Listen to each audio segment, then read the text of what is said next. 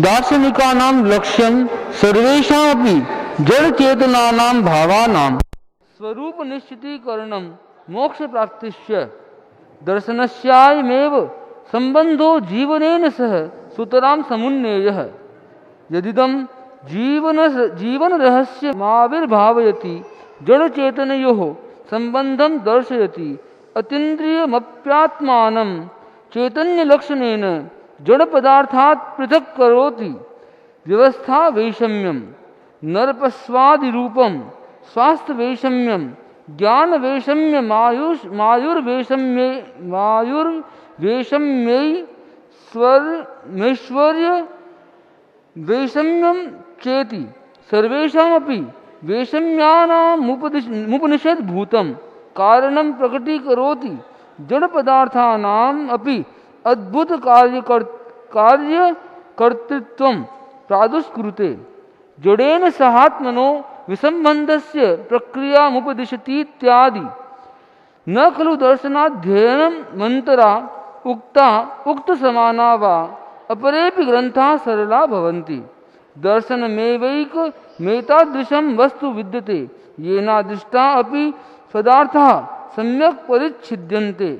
दर्शनं खलु तदेव येनादिष्टं सत्यं दृश्यते साक्षात् क्रियते वा। दार्शनिक लोग हैं, वे दर्शन की बात करते हैं, उसका लक्ष्य क्या है? उनका लक्ष्य है कि जितने भी जड़ और चेतन पदार्थ हैं, दुनिया में दो ही पदार्थ हैं, या जड़ है या चेतन है, उन सभी पदार्थों का स्वरूप का निश्चय करना, जड़ क्या है, चेतन क्या है, वह क्या, स्वरूप का निर्धारण करना दार्शनिकों का लक्ष्य है। और इसके साथ उनका लक्ष्य मोक्ष की प्राप्ति है, मोक्ष प्राप्त करना उनका लक्ष्य है। अब यह ठीक है कि नास्तिक दर्शन है, उसका तो कोई मोक्ष से लेना देना नहीं है। आस्तिक दर्शन है तो उनका दर्शन का लक्ष्य भी आखिर हमें बात को जान के साधना करके मोक्ष की प्राप्ति हो। दर्शनस्य अयमेव संबंधो, दर्शन का जीवन के साथ यही संबंध है। वो हमें जानना चाहिए कि हम आखिर जीवन में साधना करके मोक्ष प्राप्ति कर सकें। यह दर्शन की हमारे जीवन के साथ उपयोगिता है, संबंध है। यदिदम जीवन रहस्यम आविर्भावेति,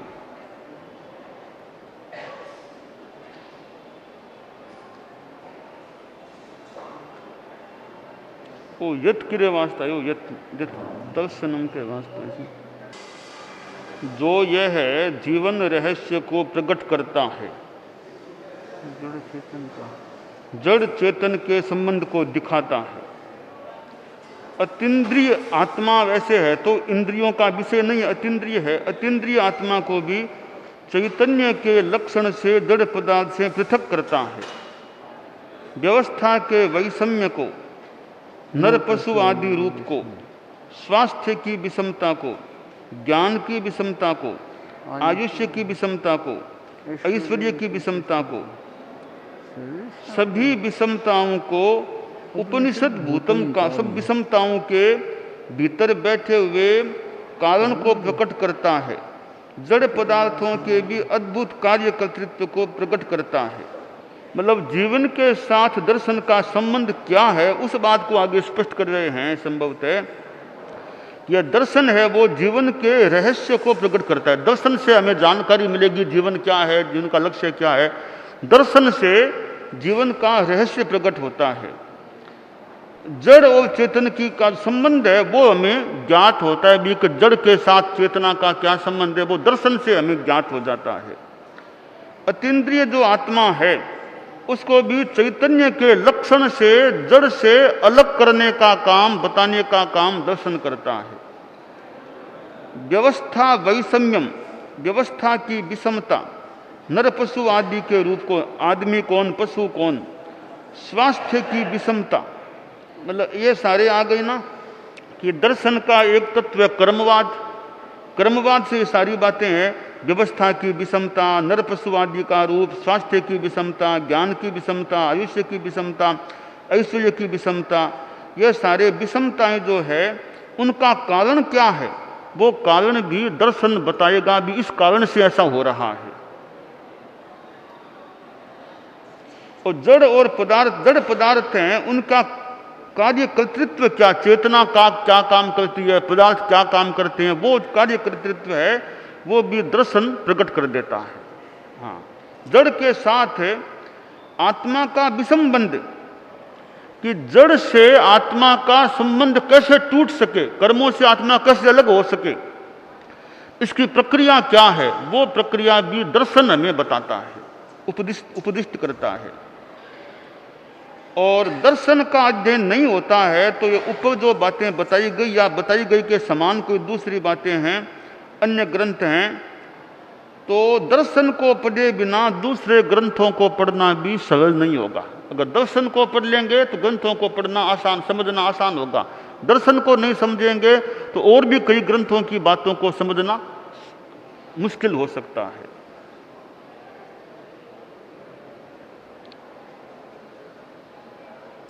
दर्शन एक ऐसा तत्व है जिससे अदृष्ट पदार्थ, जिनको देखा नहीं, ऐसे पदार्थ भी हमारे द्वारा सम्यक्त या ज्ञात हो जाते हैं। दर्शन के द्वारा वो ज्ञात हो सकते हैं। दर्शन वह तत्व है जिससे अदृष्ट सत्य दृष्ट होता है और साक्षात्कार उसका होता है। जिससे साक्षात्कार हो जाए वो दर्शन होता है।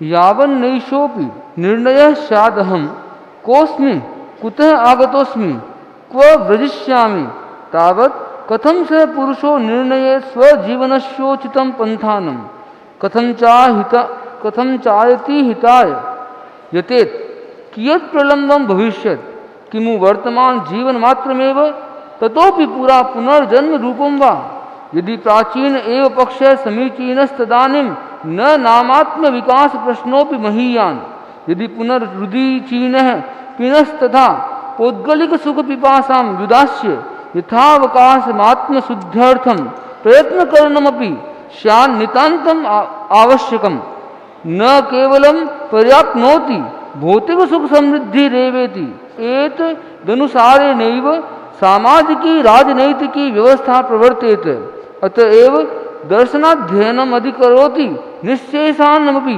दृक्कोणान्।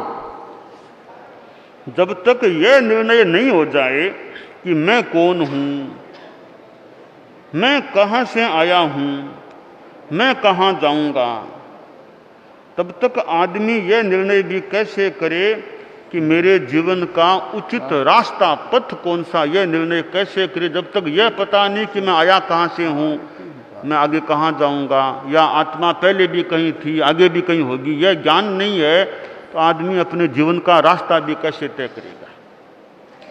कथम से आयति हिताय, और कैसे भविष्य के हित के लिए, भावी हित के लिए आदमी प्रयत्न करेगा। जब तक यह पता नहीं है कि मैं कौन हूँ, क्या आगे जाऊँ, कहाँ जाऊँगा, कैसे कहाँ से, यह आत्मा की जानकारी नहीं है तो आदमी अपने भविष्य के हित के लिए, आत्महित के लिए प्रयत्न भी कैसे कर पाएगा। 6 दर्शन के नाम आए हैं अपने ग्रंथ में। बौद्धम नैयायिकम सांख्यम, आप बोलिए बौद्धम नैयायिकम सांख्यम, बौद्धं नैयायिकं सांख्यं, बौद्धम नैयायिकम सांख्यम, बौद्धं नैयायिकं सांख्यं, जैनम वैशेषिकम तथा, जैनं वैशेषिकं तथा, जैनम वैशेषिकम तथा, जैनं वैशेषिकं तथा, जैनम वैशेषिकम तथा, जैनं वैशेषिकं तथा, जैम नियम च नामानि, जैन नियम च नामानि, जैम नियम च नामानि, जैन नियम च नामानि, जैम नियम च नामानि, जैन नियम च नामानि, दर्शनाना ममुन्यहो, दर्शनाना ममुन्यहो, मुमुन्यहो, ममुन्यहो, मुमुन्यहो, ममुन्यहो, मुमुन्यहो, अमुनि, अमुनि कि 6 दर्शनों के ये नाम हैं।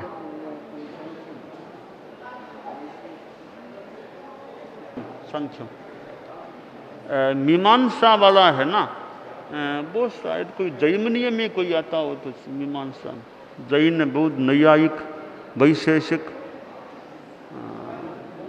जैमिनीय हैं।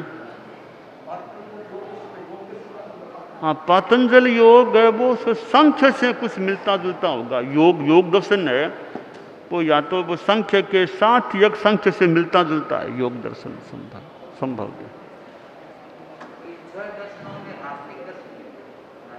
छहों में तो बौद्ध भी एक तरह से, अब जैन बौद्ध है ना, उनको कुछ नास्तिक भी मानते हैं। ये नास्तिक दर्शन है जैन बौद्ध। एक विचारधारा में जहाँ तक मुझे याद है जैन को नास्तिक मानते हैं, बौद्ध को भी नास्तिक मानते होंगे हैं। हाँ, कि ये ईश्वर को तो मानते नहीं, इसलिए नास्तिक लोग हैं जैन। वैसे हम आत्मा की दृष्टि से देखें, जैन आत्मा को मानता है। बौद्ध के लिए कहा गया कि बौद्ध भी आत्मा को नहीं मानता, ये भी एक बात आती है। तो बौद्ध तो जैन से भी ज्यादा नास्तिक होना चाहिए, वो आत्मा को नहीं मानता। पर्यायवादी। हालांकि बौद्ध वैसे पिछले जन्म को तो मानता है बौद्ध भी, पूर्व जन्म को बौद्ध भी मानते हैं, पर फिर भी वो एक कहते हैं आत्मा को नहीं मानते। वो एक सांख्य है तो सांख्य तो पुरुष को मानता ही है, पुरुष को तो सांख्य मानता ही है।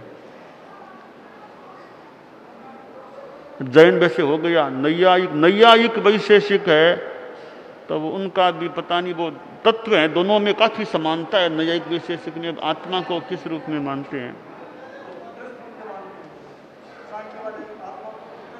कूटस्थ वाली बात भी एक आती है।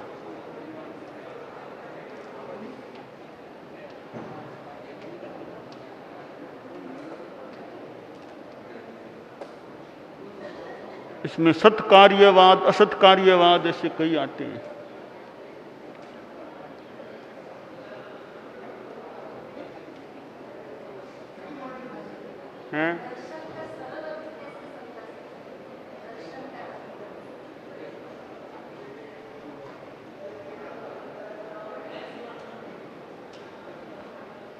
दर्शन तो मतलब साक्षात देखना, जानना, या सिद्धांत कर दे। सिद्धांत, जो सिद्धांत है वो दर्शन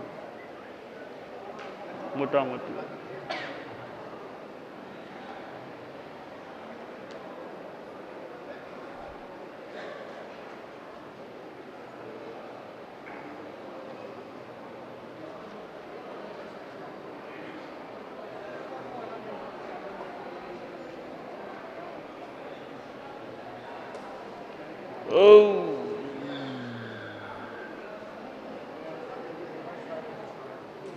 जैन कैसे बना? जैन हैं? नहीं, संस्कृत के हिसाब से जैन शब्द कैसे बना?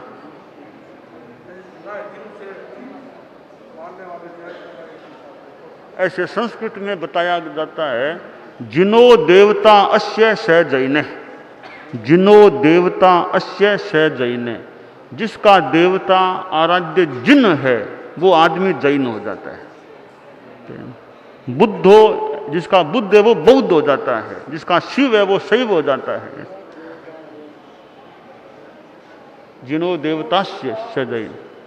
जिनो देवता अस्य बोले भैया, जिनो देवतास्य स जैन। अस्य आयो, अस्य यहाँ कालू कौम दिम अस्य आयो है।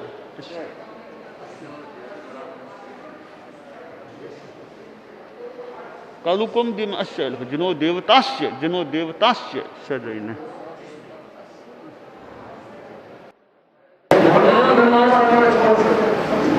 थोड़ा संक्षेप में है दर्शन भी में तो बोलियो है, आंख ने बाय लियो किताब है बाबी लियो, काल लिया।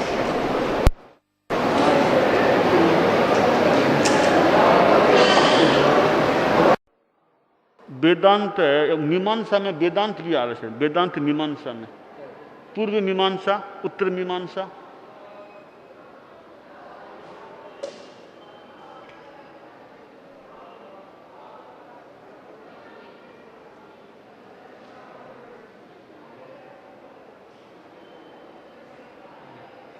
अच्छा, भारतीय दर्शन।